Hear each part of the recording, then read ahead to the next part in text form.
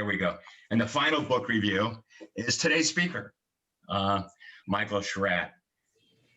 I got to tell you, I'm a visual guy. So this book is just, I mean, it hits the spot. Just briefly what it says here, a fully illustrated book details 20 historical UFO cases, which were secured from multiple research centers around the United States and had never been seen before. In addition, the publication also highlights multiple UFO encounters, many of with beings reported. A few cases covered in this book, the mystery airship wave of night, and then it goes on and talks about. I gotta tell you, knowing the stories and then seeing the illustrations that Michael has put together, it's just amazing. And I've got one special note on this. His book it's not in hard copy, it's in Kindle. But if you don't have a Kindle reader, which I don't have, you can go on Amazon and for free, you can download a Kindle converter and read the book on your laptop. That's what I did. I got that, then I ordered the book and I read the book on my PC. You didn't have to have a Kindle. So anyway, I just wanted to throw that out there. And that's my book reviews for this month. Okay, this is why you people showed up.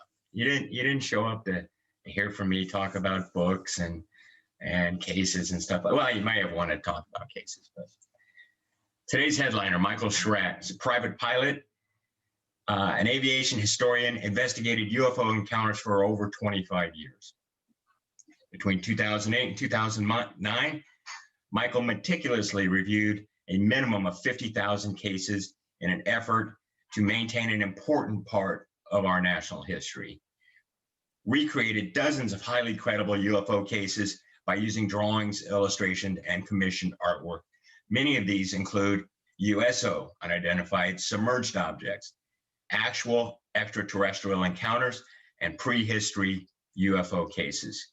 He has appeared on multiple media platforms to include the following: Coast to Coast AM, History Channel, Paranormal Matrix, UFO Hunters, Fade to Black. Guest speaker at multiple UFO conferences, including the following: Phoenix MUFON, Orange County MUFON, International UFO Congress, MUFON Symposium, and UFOCon. And with that, Michael, it's all yours. Okay, so I want to move on to March 23rd, 1966, Temple, Oklahoma. This is my favorite case of all the Blue Book cases. This is my absolute favorite case. So I want to point out, ladies and gentlemen, this is an actual U.S. government case. It's in the Blue Book files. It's actually there. You can look it on the microfilm. It's online as well, so it's an official case. This involves Eddie Laxton, who was an electronic technician at Shepherd Air Force Base. It's about 5:30 in the morning, so he's driving down the road and he notices something blocking the road, kind of like perpendicular to the road. It looked like a bowling pin or like a juggler's pin, or even it was described as looking like a perch or a fish. Approximately 75 feet in length, there was about a 6-foot diameter bubble transparent canopy that looked like it came from a B-26. It was a kind of a brushed aluminum color. It had these 4 beaming spotlights that were very polished, and they were looking forward. On the upper deck of this craft, there was a stinger or spire that came back that terminated in a ball. It looks identical to the electrical trolley cars that used to operate in San Francisco. That's what this spire looked like. Now, at the bottom of this craft, there was an air stair hatch, and then there was what he described as like a 6'2" man. He was not an alien, he was a man. He was wearing 2-piece green fatigues. He had a baseball bat with the bill turned up. He was flashing a flashlight on the bottom of this craft like he was inspecting something. Just aft of this door, there was another one of these lighted portholes that was divided into 4 equal pie segments. There was flight controls that were too small to be effective for actual aerodynamic flying. But just to the aft of this lighted porthole, there was the designation written in black letters vertically downward. TL4768 written on the side of the craft. To this day, I do not know what that designation is. I don't know anyone who does. It could be an Atomic Energy Commission sort of a designation. We don't know. We'll go ahead and move on here. This is his original sketch. So this is Eddie Laxon's original sketch. Very rough, very crude.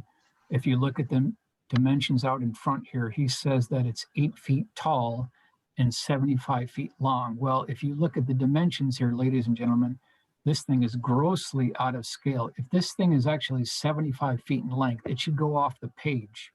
It should be much longer.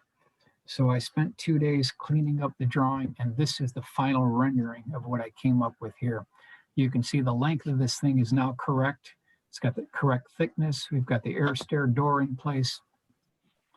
Now, Eddie Laxon said that he was so close to this quote unquote pilot or man that he could see that on his shoulder it had these chevrons, or maybe some type of ranking chevrons on his sleeve. And he also said that if he saw this gentleman or whoever he was, pilot, later that afternoon in town, he could recognize him because he was that close. Here is the original Project Blue Book index card. So just showing you that it is a Project Blue Book case. Now you can see it says here 40-second duration. It was southeast departure, March 23rd, 1966. Interestingly, truck drivers also saw this as well. So it's more than just Eddie Laxon. Here's a newspaper clipping, the Daily Oklahoman, March 1st, 1971. They kind of interviewed Eddie Laxon here. And you can see the top of this newspaper clipping heading is Object Sighting Now Rude, because he regretted ever even talking about this. And that's something that's reported again and again, where these witnesses who are interviewed and they actually come forward after the interview, they're so harassed, they regret ever even talking about it. That actually lends credibility to the case.